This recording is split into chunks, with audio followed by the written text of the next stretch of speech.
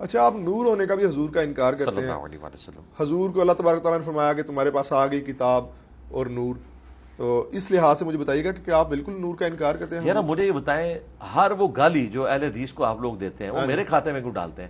میں نے رفع الیدین شروع کر کے آپ کے اوپر اتنا بڑا ظلم ڈھا دیا ہے کہ وہابیوں کے عقیدے آپ میری طرف منسوخ کرتے ہیں. بھائی وہابی یزیدی ہیں، میں تو یزید کے والد کا بھی دفاع نہیں کرتا اس حوالے سے جو انہوں نے امت کے اوپر یہ تحفہ مسلط کیا. باقی صحابی ہونے کی وجہ سے ہم رضی اللہ عنہ ان کو کہتے ہیں. جی جی. تو میرا کیا رہنے دینا وہابیوں کے ساتھ؟ وہ تو ناسبیت کی طرف مائل ہے. یہاں پہ بھی میں نے کب کہا کہ نبی الاسلام نور نہیں ہے؟ نبی الاسلام نور ہے، واضح ہے قرآن میں، انا ارسلناک شاہدا ومبشرا ونذیرا وداعیا الی اللہ باذنہ وسراجا منیرا. نبی الاسلام وہ سورج ہیں جو باقیوں کو چمکا دیتا ہے. اور یہ جو آپ نے آیت کا حوالہ دیا سورۃ المائدہ کی، قد جاءکم من اللہ نور وکتاب مبین، یہ تو میں مکہ شریف میں بیٹھا ہوا تھا تو یہ دیوبندی جو ایک مولانا ہے وہ سرخ داڑھی والے مولانا مکی جی. تو وہ کہہ رہے تھے دیکھیں یہ بریلوی جھوٹ بولتے ہیں اور یہ کہتے ہیں کہ جی اس آیت میں نور سے مراد جو ہے وہ نبی الاسلام ہے. جی. تو اب ظاہر ہے کہ میں تو اس وقت ان کے ساتھ انٹریکشن نہیں کر سکتا تھا، تو میں صرف ان کو دیکھ کے ہنس رہا تھا کہ ان بیچاروں کا علمی لیول یہ ہے کہ انہیں یہ پتہ ہی نہیں ہے کہ اہل سنت کے جو پہلے مفسر ہیں ابن جریر طبری، جن سے حافظ ابن کثیر نے آلموسٹ چھاپا مارا ہے تفسیر ابن کثیر میں، ان کی ہے تفسیر طبری جسے تفسیر ابن جریر بھی کہتے ہیں. انہوں نے اس آیت کے کانٹیکسٹ میں لکھا ہے کہ یہاں نور سے مراد نبی الاسلام کی مبارک ذات ہے اور اللہ کی کتاب ساتھ آئی.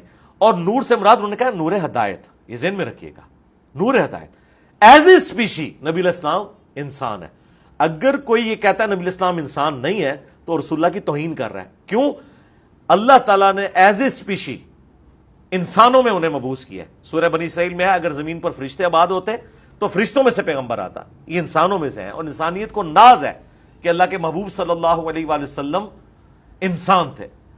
یہ آپ صلی اللہ علیہ وآلہ وسلم کا بشر ہونا آپ کے نور ہونے سے بہتر ہے، اس لیے کہ انسانیت اگر اللہ کے راستے پر ہو تو فرشتوں سے بہتر ہے. بغاوت والا معاملہ تو الگ. کیا ہم انبیاء اکرام علیہ السلام کو فرشتوں کے انبیاء سے افضل نہیں مانتے؟ اگر نور ہدایت کے طور پر آپ بات کرنا چاہتے ہیں ضرور کریں، وہ تو مسند احمد میں حدیث ہے. نبی صلی اللہ علیہ وآلہ وسلم نے فرمایا کہ میں اللہ کے ہاں خاتم النبیین اس وقت بھی لکھا ہوا تھا جب آدم علیہ السلام مٹی اور پانی کے درمیان تھے. اور یہ حصہ جو ہے نا یہ ترمذی میں بھی موجود ہے. اور پھر آگے نبی السلام نے فرمایا میں دعائے ابراہیم ہوں، میں عیسیٰ کی بشارت ہوں، میں اپنی ماں کا وہ خواب ہوں جو انہوں نے میری پیدائش کے وقت دیکھا کہ ان کے لیے شام کے محلات بھی روشن ہو گئے. یعنی نبی الاسلام کی والدہ سیدہ آمنہ سلام اللہ علیہا اور رضی اللہ تعالیٰ عنہا کو یہ دکھا دیا گیا تھا کہ آپ سے جو بیٹا پیدا ہوگا بالآخر اس کی حکومت دنیا کی سب سے بڑی سپر پاور رومن امپائر کو بھی سپر سیڈ کر دیے گی. تو نبی الاسلام نور ہدایت ہے، صحیح بخاری بھی نور ہدایت ہے، خلفائے راشدین بھی نور ہدایت ہیں، اہل البیت بھی نور ہدایت ہیں. لیکن اسپیشی کی بات کریں تو بھائی مجھے بتائیں غزوہ احد کے موقع پر نبی الاسلام کو جب زخم لگا ہے تو آپ کا خون نکلا ہے، نور کا تو خون نہیں نکلتا. آپ علیہ السلام کا جب بیٹا ابراہیم فوت ہوا تو بخاری مسلم میں آپ کی آنکھوں سے آنسو روا ہوئے. تو وہ سارے کے سارے حالات جو ایک انسان پر وارد ہوتے ہیں وہ آپ پر ہوئے. ہاں کچھ آپ کی ایکسٹرا آرڈنری کوالٹیز ہیں، اس کی وجہ سے آپ کی بشریت ختم نہیں ہوتی.